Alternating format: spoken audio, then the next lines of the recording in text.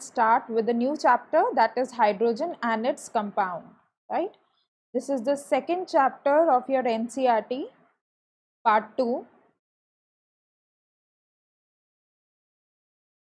Again, it is a topic of inorganic chemistry. Clearly, hydrogen is having an anomalous position, right? Why it is given such a special importance that the whole chapter is based upon hydrogen and its compound particularly.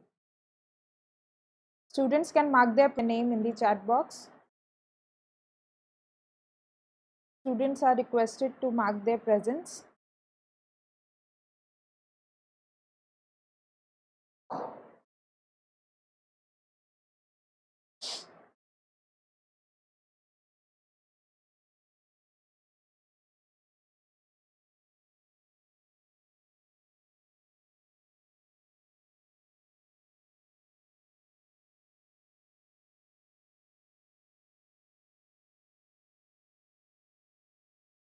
We will be starting in a while. You are requested to mark your presence by typing your name in the chat box.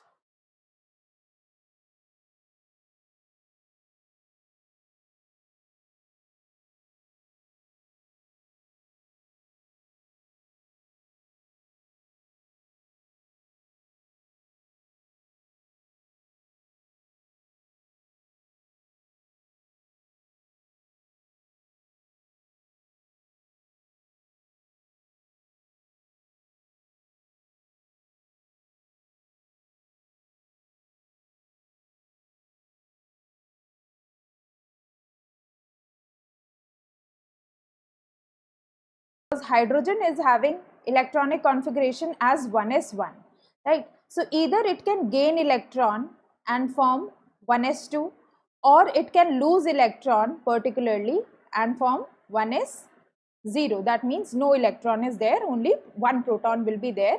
So H plus, it is known as proton, and H minus, it is known as hydride, right? So particularly it resembles both. It resembles the alkali metals also, one electron. For example, lithium, if you will take, it is having an electronic configuration of 1s2 2s1. That means one electron in the outer shell.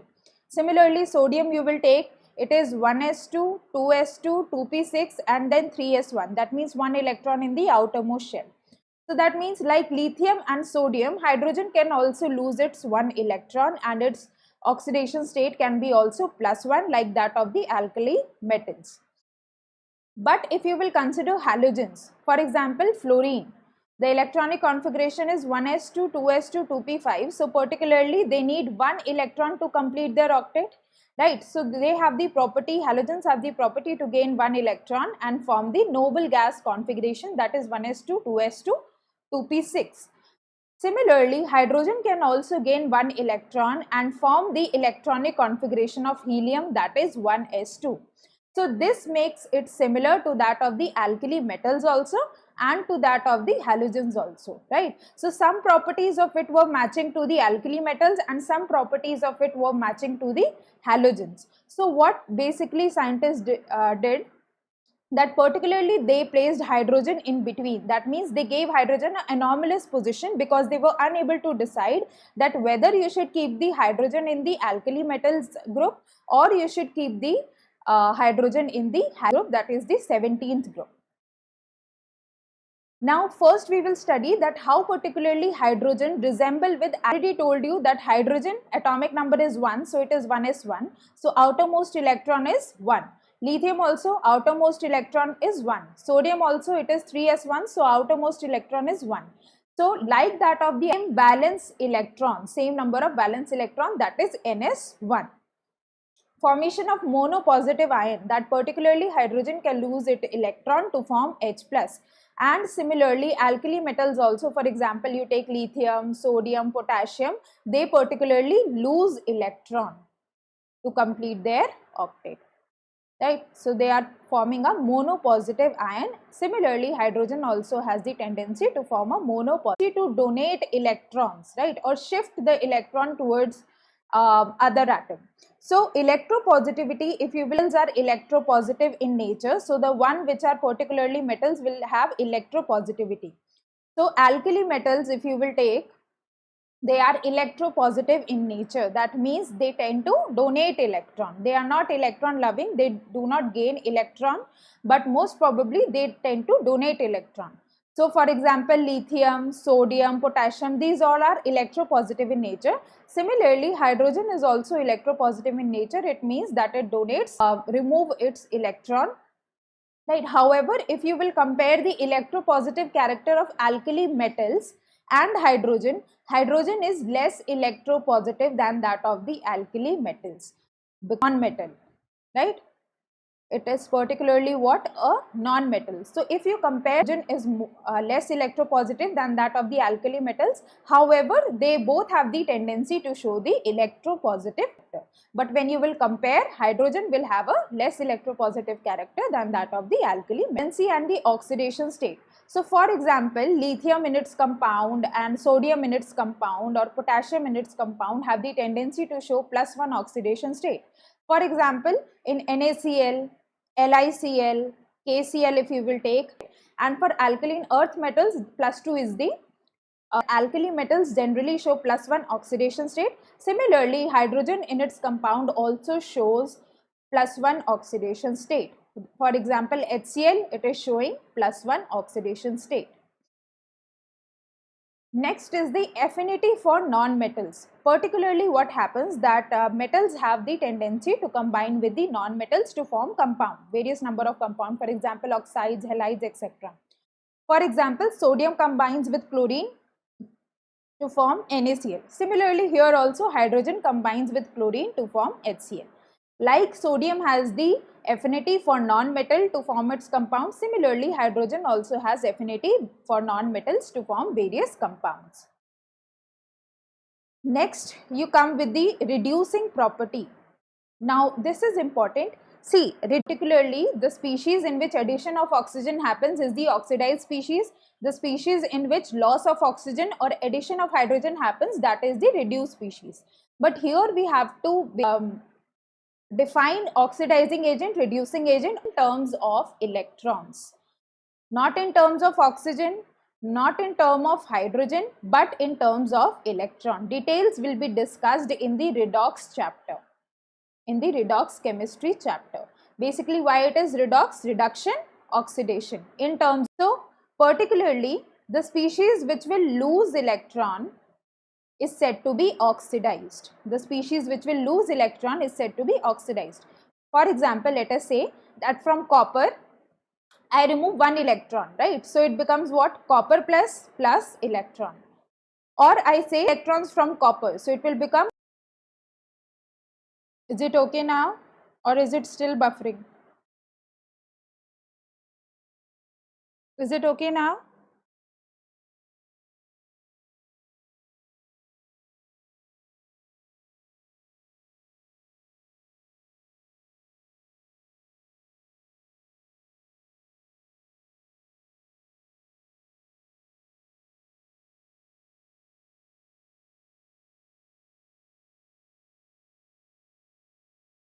Okay, good.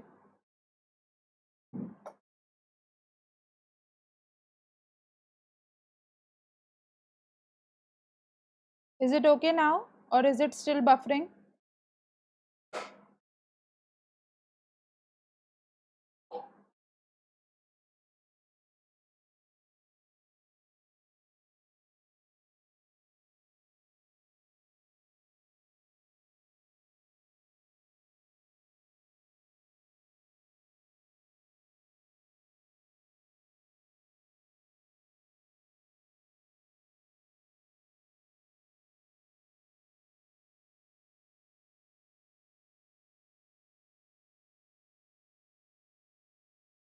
Okay, good.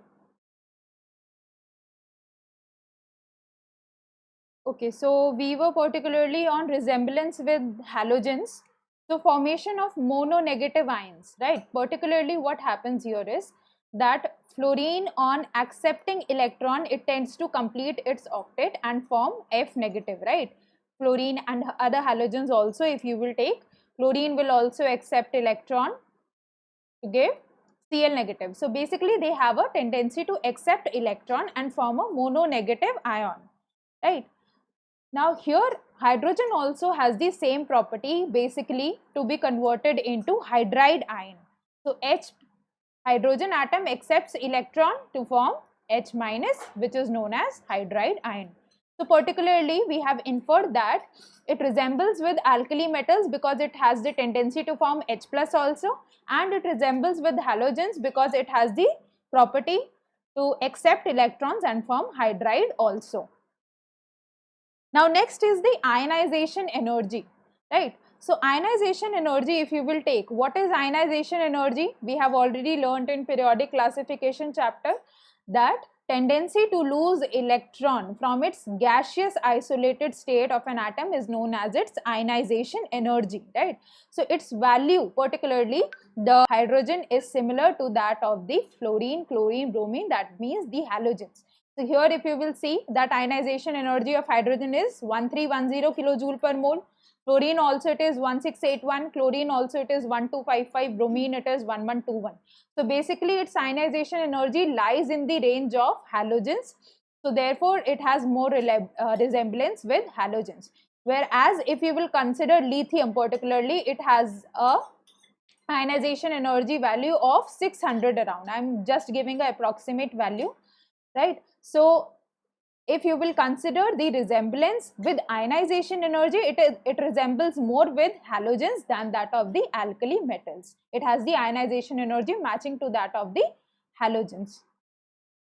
Now comes the oxidation state. See, halogens have the tendency to form -1 oxidation state and form X minus, right? Similarly, hydrogen also has the property to show -1 oxidation state when it combines with more electropositive atom. For example, if you will consider sodium, lithium, or potassium, rubidium, cesium, francium, right? Particularly if you will take the metals which are more electropositive than hydrogen, then hydrogen has the tendency to show -1 oxidation state also, right? For example, sodium is more electropositive, therefore it has more tendency to lose electron than hydrogen, and therefore it forms Na+1 and hydrogen forms -1 here.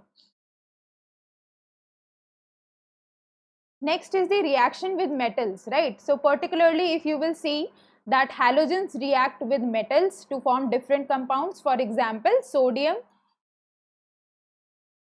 and chlorine, right? So chlorine has the affinity for metals and it forms NaCl, that is the halide compound.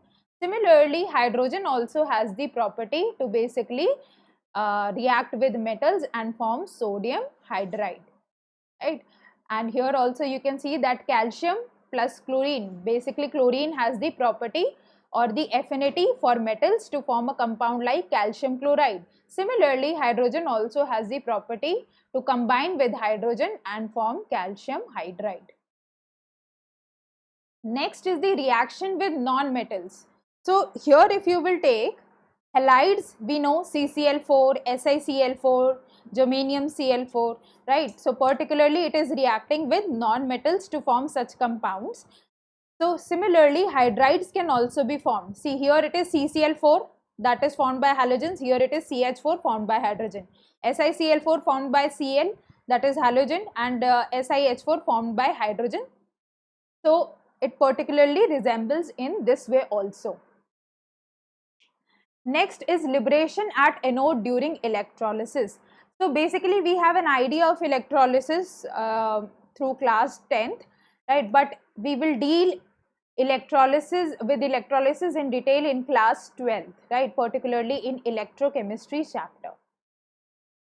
For the time being, you can just remember that on cathode reduction takes place and on anode oxidation takes place. That means on anode loss of electron is there, and on cathode gain of electron is there. So anode is basically oxidation and cathode is reduction. So here if you will see, hydrogen is released at anodes when compounds like lithium hydride, sodium hydride, calcium hydride are subjected to electrolysis similar to that of the NaCl, KCl, PbCl2. For example, let us say NaCl, right? it is present as what? Na plus Cl negative, right? On cathode, reduction takes place. That means gain of electron takes place. So what happens that at cathode, Na plus electron will be converted into Na. That means reduction of sodium will happen. And on anode, Cl negative particularly will lose electron to form chlorine gas plus electron, right? So here if you will see that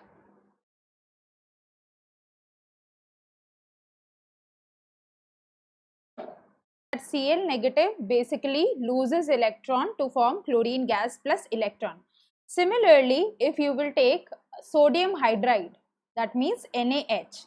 In this also at cathode, sodium will be reduced, Na plus will be reduced to sodium and H2 gas will be liberated. That means H minus will give you what?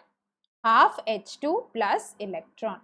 Right. So electrolysis products are particularly the same for NaCl also and NaH also. Similarly for Kx also or Kh also, you can determine that. I hope it is clear.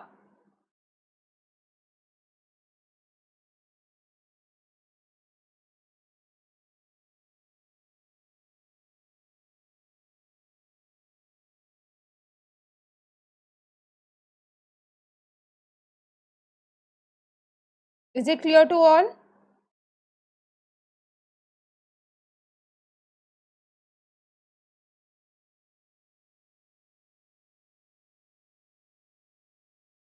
Gain of electron takes. Is it still buffering or is it okay?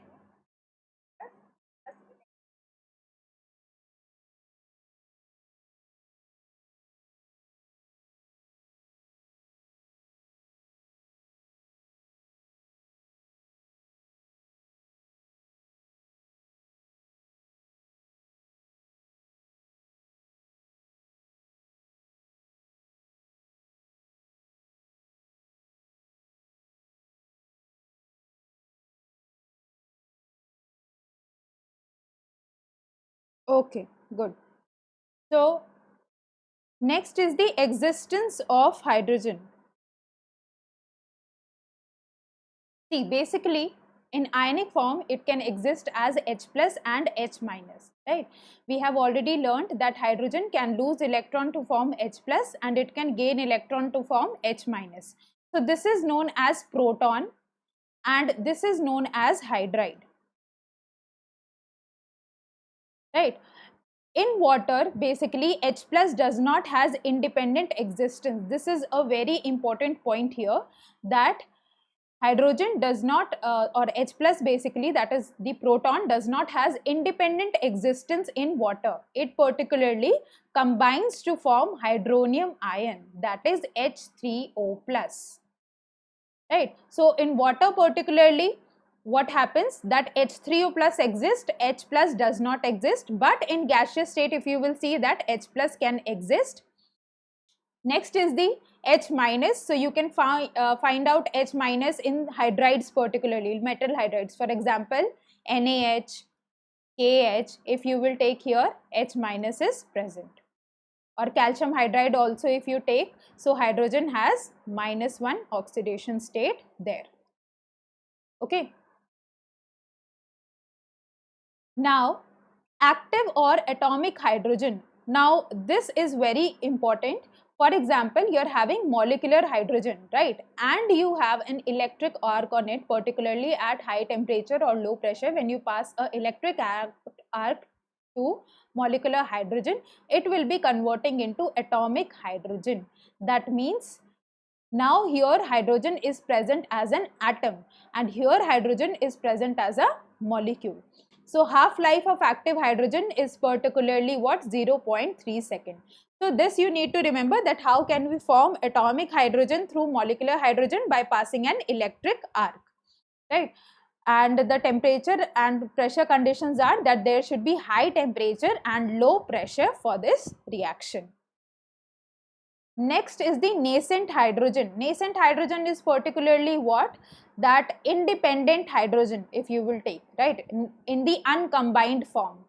You can remember that, uncombined form. So basically, if you will react zinc plus dilute H2SO4, it will give you what? ZnSO4 plus 2 hydrogen. Now this hydrogen can also react with FeCl3 to form FeCl2 plus HCl. So if you will take the nascent hydrogen, that means in the uncombined form particularly, it is more reactive and stronger reducing agent than ordinary hydrogen. So nascent hydrogen is more reactive and more stronger reducing agent than that of the ordinary hydrogen. Now, nascent hydrogen cannot be isolated like atomic hydrogen. This is the second point of difference, and it has less reducing power than atomic hydrogen. Okay, so these things you need to remember. Three types of hydrogen we have learnt, but first one was the molecular hydrogen, that is H2, also known as the ordinary hydrogen. Then it is nascent hydrogen, and then it is atomic hydrogen. So atomic hydrogen, it has the maximum reducing power, and nascent hydrogen, it has less reducing power than that of the atomic hydrogen, but great reducing power than that of the normal hydrogen or the ordinary hydrogen. Now is the diatomic hydrogen, if you will take. See, two types of hydrogens are there. Particularly you will learn this in higher chemistry. If you will pursue chemistry after 12th, but you can just have an idea of it. What happens that two types of hydrogen are there, diatomic hydrogen, ortho and para. Ortho means what? That the spin of the electrons will be like this, and para means what? That the spin of the electrons will be like this, right? So plus half plus plus half will give you total spin as plus 1. Here plus half, and here it is minus half. So this will give you 0. So ortho and para hydrogen are known as the nuclear spin isomers. They are known as the nuclear spin isomers. So at room temperature, what happens? That 75% of ortho hydrogen is there and 25% of para hydrogen is there. As soon as you particularly decrease the temperature, at lower temperatures more para will be present and less ortho will be present. That means on decreasing temperature, amount of para will be more and amount of ortho will be less. So this particular thing you can remember that it was just a additional concept to give you particularly an idea that what are nuclear spin isomers and how does in which form does the hydrogen or diatomic hydrogen exist, that is in ortho form and the para form. And the difference between the two is that one is having a spin of +1 and the second one is having a spin of 0. Now come to isotopes of hydrogen. We already know that there are three isotopes of hydrogen, that is protium, deuterium and tritium, right? What is the difference between them? That here it is 0 neutron. This is very important, that this protium is the only element in the periodic table which is having 0 neutrons. Deuterium, if you will take, it is having 1 neutron, and tritium, if you will take, it is having 2 neutrons. So basically the difference between these three isotopes is the mass number, which is caused due to the difference in the number of neutron. Coming on to the abundance, 99% protium is present, 0.01 deuterium is present, and traces, remember 10 raised to the power minus 15% tritium is present. Coming up to the particularly radioactivity, protium and deuterium are not radioactive in nature, but tritium will be radioactive in nature. Tritium is radioactive in nature. This particularly we can decide by the N/P ratio also, where N is the neutron and P is the proton. So for protium, if you will take, right, what is the number of neutron? That is 0 only, right? So if particularly deuterium, if you will take, the ratio will come out to be 1:1, and for tritium, if you will take, you are having 2 neutron and 1 proton. So N/P ratio should be greater than 1.5, then only you can say that the element is radioactive in nature. So deuterium, it is coming out to be 1, protium it is 0, so they both are non-radioactive in nature. But if you will consider tritium, So tritium is what? 2 by 1, that is greater than 1.5, and therefore it is radioactive in nature. Okay, deuterium is also known as heavy hydrogen, and tritium is formed in upper atmosphere and is beta radioactive. Particularly you will discuss radioactivity in class 12, that what are alpha rays, beta rays, gamma rays. You can just have an idea that tritium is beta radioactive, that means it emits beta particles. This reaction particularly you can remember that the decay product of tritium is helium plus 1 electron, which is known as the beta particle. You can just remember that tritium emits beta particle. It is beta radioactive in nature. See, you don't have to learn this table particularly, but relative abundance we have already done. Relative mass you will already know that particularly tritium will be higher than deuterium and then hydrogen, because there is a difference in their mass numbers.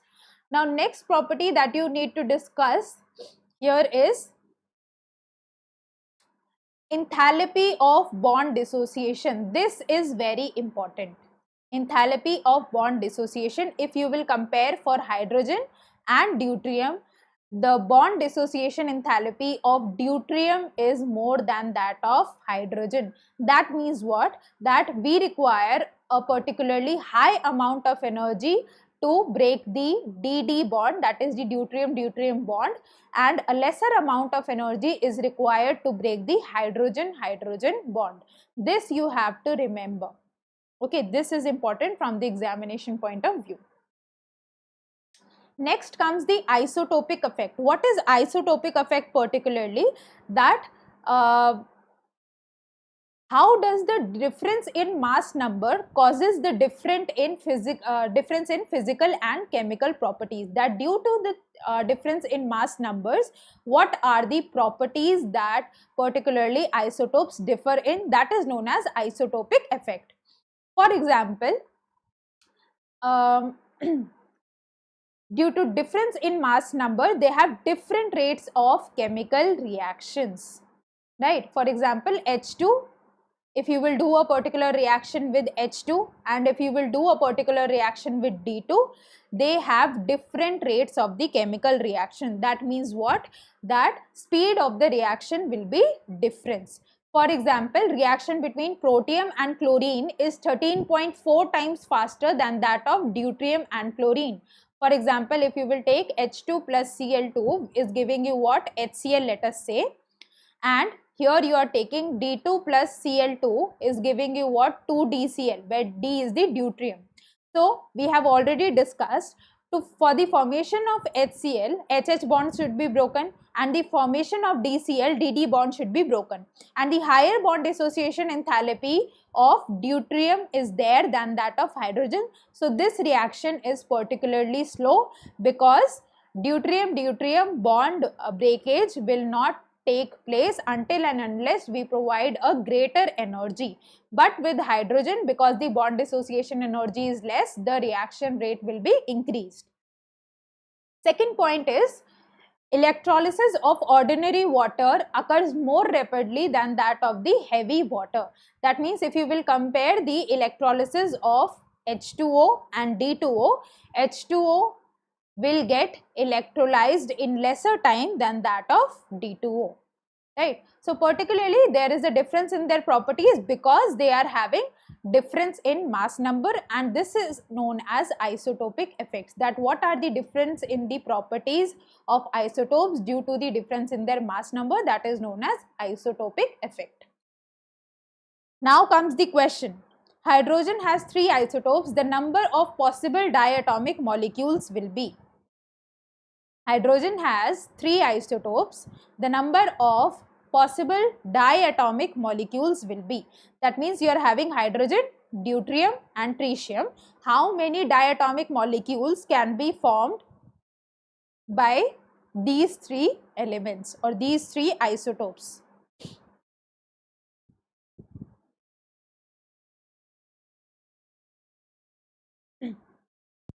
Anyone with the answer? Consider that we can also form HD, TD, HT. These also can be formed. That means heterodiatomic molecules can also be formed. Do not consider only homodiatomic molecules.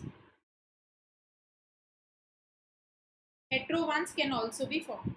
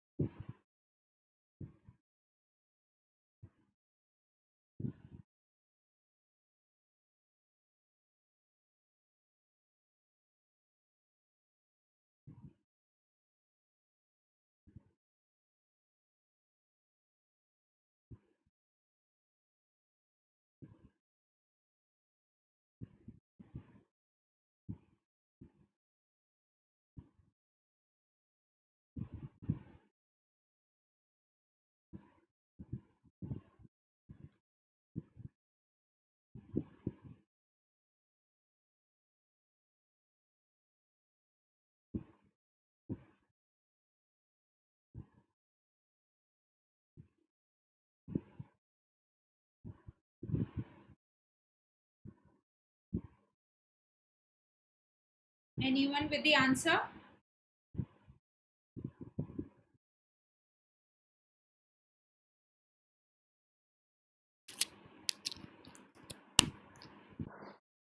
Out of hydrogen, deuterium and tritium, how many number of diatomic molecules are possible?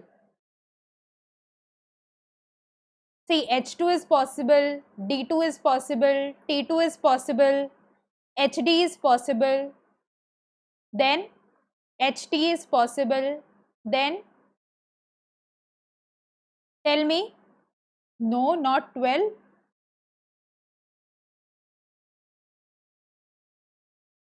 H2, D2, T2, HD, HT and DT.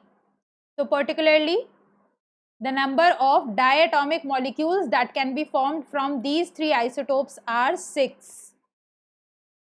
Okay, because HD and DH will be the same, right? Do not consider them as two separate diatomic molecules. They will be one only, either if you take HD or you take DH.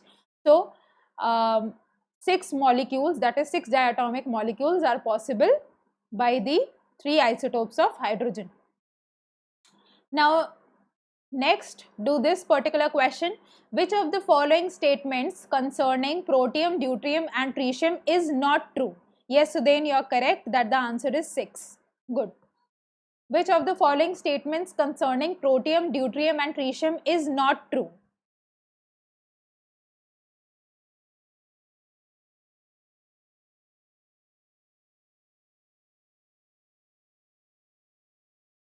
Remember that it is asking, it is not true. That means you have to tell me the incorrect one. They are isotopes of each other, they have similar electronic configuration, they exist in the nature in the ratio 1:2:3, or their atomic masses are in the ratio 1:2:3.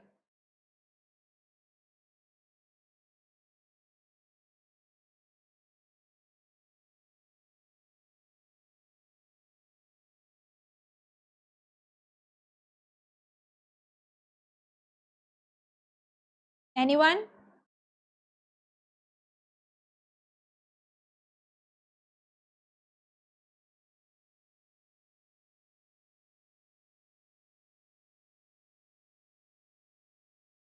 Amongst A, B, C, D?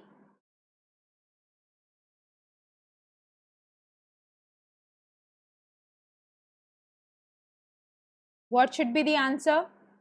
It is asking that which one of them is not true.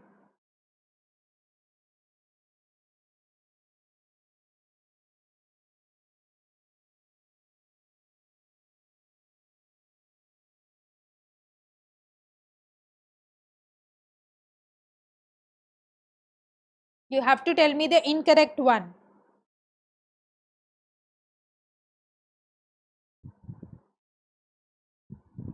See, they are isotopes of each other. So, protium, deuterium and tritium we know. Okay, Sarayu is saying C. Yes, very good. So, you are correct with your answer. This is incorrect that they exist in the nature in the ratio of 1:2:3, because we have already seen that hydrogen, particularly protium, has the 99.9% abundance, while for deuterium it is 0.016 something, and tritium it is 10 raised to the power minus 15%, right? So here if you will take that, hydrogen, deuterium and tritium are not present in 1:2:3 ratio, right? Only their atomic masses are in the ratio of 1:2:3, and this already we know they are isotopes of each other, right? Because they are having same atomic number and different mass number.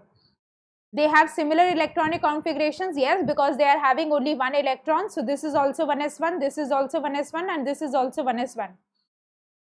D option says that their atomic masses are in the ratio 1:2:3. So here you take 1, 1, 1, 2 and 1, 3. So here you will take the atomic masses, particularly 1:2:3. The ratio is 1:2:3. But the existence in the nature, if you will consider, it does not have the ratio as 1:2:3. Good. Now we come on to the preparation of hydrogen. See, there are laboratory methods also and there are commercial methods also, right? So particularly we will first deal with the laboratory methods of preparation.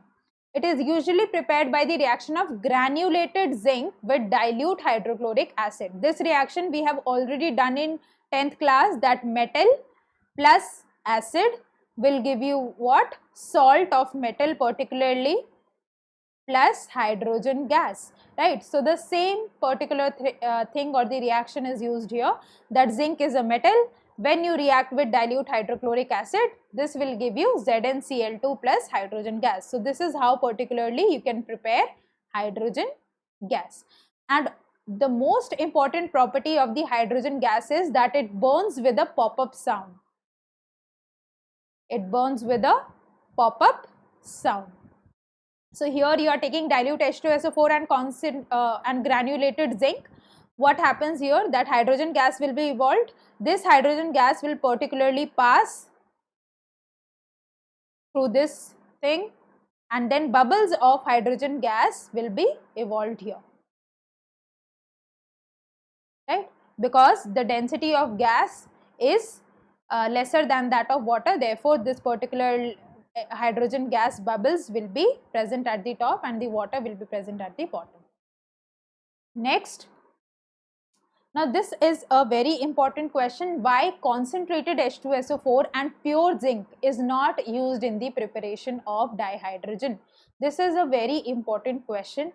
So here, see, concentrated H2SO4 is not used because it is a good oxidizing agent. Although it is an acid only, but it is a good oxidizing agent. So what happens here is that zinc plus concentrated H2SO4, instead of giving hydrogen, it gives the product as H2O plus SO2, because it oxidizes particularly hydrogen to H2O, right? So you are not getting hydrogen gas here, rather you will get H2O plus SO2. Second thing is, why pure zinc can be not used? Because pure zinc is non-porous. Pure zinc is non-porous. You will not find this in NCERT, so pay attention to this particular question. See, why zinc is non-porous? What do you mean by particularly non-porous substance? What do you mean by non-porous substance? Any guesses? Basically, which do not allow air and water to enter them, that is known as non-porous substance, right? So pure zinc, it is basically non-porous in nature. Therefore, the reaction between zinc and H2SO4 is slow. However, when you add impurities to zinc, what happens? This makes the zinc porous. Now the water and the gas molecules particularly can be mixed into the zinc, and this speeds up the reaction. So this was a great question, that why particularly conc H2SO4 and pure zinc are not used in the preparation of hydrogen, rather we use granulated zinc and dilute H2SO4. Next, it can also be prepared by the reaction of zinc with aqueous alkali. So here you know that zinc plus NaOH will give you Na2ZnO2 plus hydrogen gas will be liberated. So this compound is known as sodium zincate. Again, this is a repetitive reaction from class 12. So basically from zinc, if you add dilute HCl also, you can get hydrogen gas, and if you can add base also, that is NaOH, you will get hydrogen gas. So there are two methods of preparation of hydrogen gas from zinc. Next is electrolysis of acidified water. Now, if you do the electrolysis of pure water, you will not obtain hydrogen and oxygen gas. Particularly, we add some traces of acid. For example, we add H2SO4. So, what happens here is, on adding H2SO4, conductivity of water increases as H2SO4 gives H plus ions. Now, this H plus ions get reduced to form hydrogen gas. How do they get reduced? Particularly H plus electron will give you hydrogen gas. So, we need to add H2SO4 so that the water can be furnished with H plus ions, and second, it increases the conductivity also of water. Next is high purity dihydrogen is obtained by electrolyzing warm aqueous barium hydroxide. So, from base also, if you do the electrolysis, for example, if you do the electrolysis of barium hydroxide and you take nickel electrodes, then also dihydrogen gas can be prepared, which has a high purity of greater than 99.95%. So, this is a very feasible method of preparation of pure dihydrogen. Next is, it is obtained as a byproduct in the manufacture of sodium hydroxide and chlorine by the electrolysis of brine solution. Now, what is brine solution? Sodium chloride in water is known as brine solution. NaCl in water is known as brine solution. So, NaCl, particularly if we see Na plus and Cl negative ions are there, right. So, what happens at anode? Cl negative will be converted into Cl2, and here also, because we are having brine solution, you are having two types of ions. See, NaCl will have Na plus and Cl negative, and H2O will have H plus and OH minus. So, Cl negative forms Cl2 and H plus forms hydrogen. So, this is also how you can particularly lead to the formation of hydrogen gas, and details that why particularly H plus is being converted into hydrogen and why Na plus is not being converted into sodium, why it is not being reduced, details you will learn in the electrochemistry chapter in class 12th. Next is reaction of steam on hydrocarbons or coke at high temperatures in the presence of catalyst yields hydrogen. This is very important. Again, you have to remember this particular reaction with its coefficient also. Very important. So, particularly what are hydrocarbons? Compounds of carbon and hydrogen are known as hydrocarbons. So, this is the general formula of alkanes, CnH2n plus 2. So, if you particularly treat an alkane with steam, that is water vapors only, right, in the presence of nickel as a catalyst at high temperatures, that is 1270 Kelvin, you will get carbon monoxide plus hydrogen. So, if you are having, let us say, CnH2n plus 2, where n is the number of carbon, so NCO you will get, and 2n plus 1 hydrogen you will get here, right. For example, let us say CH4, so n will be equal to what? 1. So, you will get 1 CO here, and what will be 2n plus 1? 2 into 1 plus 1, that will be equal to 3. So, 3 hydrogen will be there. So, you need to remember this general reaction. They can also ask you that what is the particular products when we treat C2H6 with water in presence of nickel at high temperature. So, you should be able to particularly find out the products. Here N will be equal to 2. So, it will be what? 2CO plus 2 into 2, 4 plus 1, that is 5 hydrogen, right. And here it will be what? N, that is 2H2. So, this particular reaction, general reaction, you need to remember. Bosch process, again the name process you have to remember that what is Bosch process. The maximum quantity of commercial dihydrogen is prepared by the method which involve passing steam over red hot coke. So coke is particularly what, the purest form of carbon. So when we pass particularly steam over red hot coke, you can also get hydrogen gas there. This particular method is known as Bosch process. Next is the syngas or the synthesis gas. Again, it is very important area of question. So CO plus H2 mixture is known as water gas, right? And CO plus H2 mixture, basically it is used to synthesize methanol and a number of hydrocarbons. Therefore, it is also known as syngas, right? Full form is synthesis gas because it is used to synthesize various products or various hydrocarbons, and also it is used for synthesizing methanol. That is why it is given a other name, that is syngas. So CO plus H2 is called water gas also, and it is called syngas also. So how you can obtain this particular syngas? Carbon plus water will give you CO plus H2. This mixture is known as water gas or syngas. The process of producing syngas from coal is called coal gasification. So basically, coal is also a form of carbon. So carbon plus water giving you CO plus H2, it is also known as coal gasification. Next is water gas shift reaction. Now, if you want to increase the production of dihydrogen, that can be increased particularly that in syngas you were having a mixture of CO plus H2, right? Now, this CO particularly will react with more steam with as catalyst and will produce CO2 and hydrogen.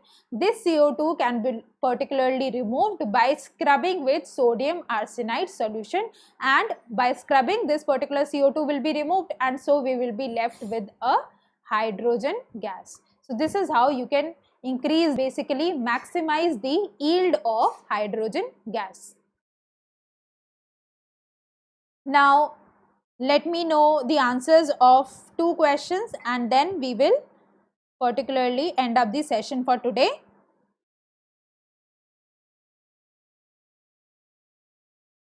When electric current is passed through an ionic hydride in the molten state, let us say the hydride is, let us say, NaH, right?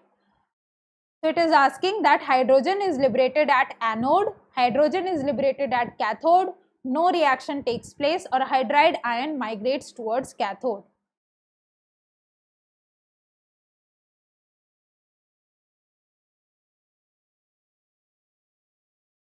What should be the answer?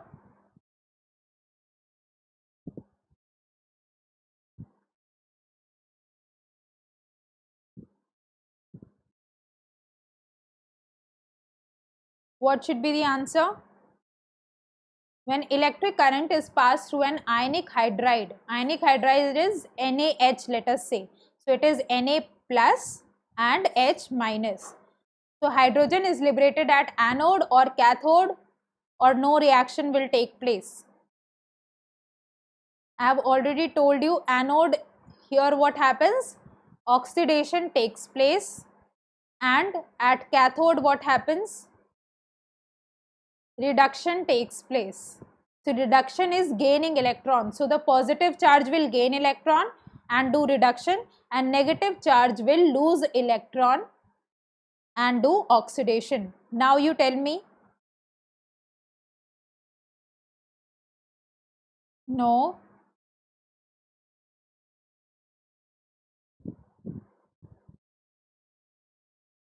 Again I am telling you, the positive will go towards the cathode for reduction and the negative will go towards the anode for oxidation.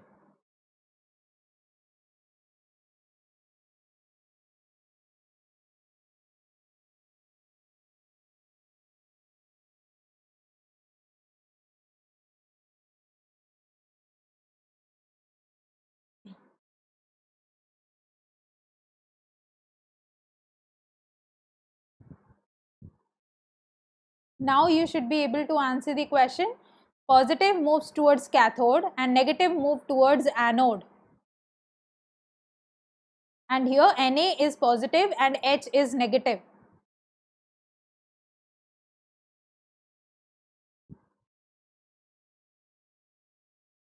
Anyone with the answer?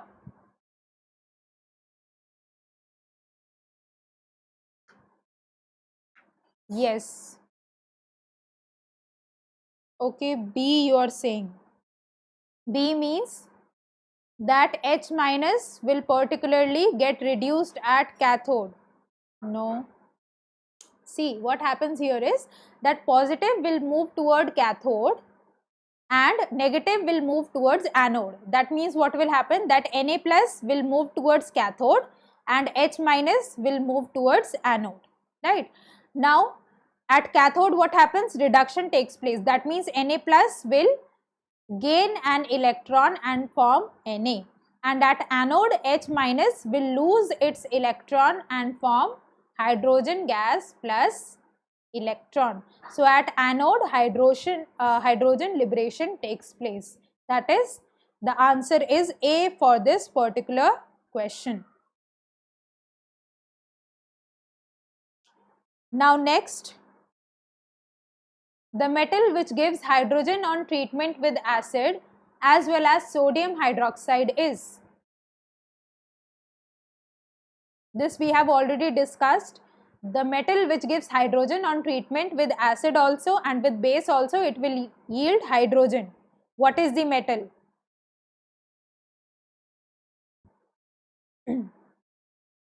Which metal on reaction with acid also gives hydrogen and base also it gives hydrogen?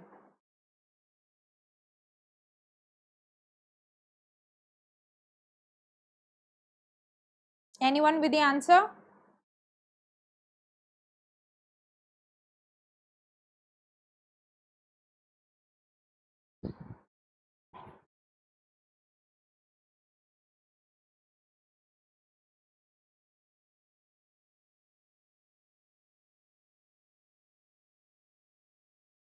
Anyone would like to answer for this question? Which metal on reaction with HCl also it was giving hydrogen gas and with NaOH also it was giving hydrogen gas? Amongst A, B, C, D.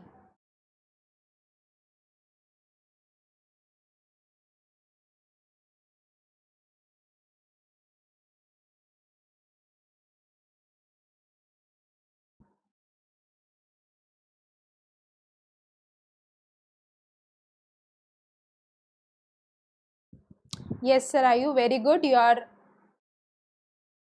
correct with your answer. Good. The answer is zinc. That zinc on reaction with HCl will give you ZnHCl2 plus hydrogen gas, and zinc on reaction with NaOH will give you sodium zincate, that is Na2ZnO2 plus hydrogen gas.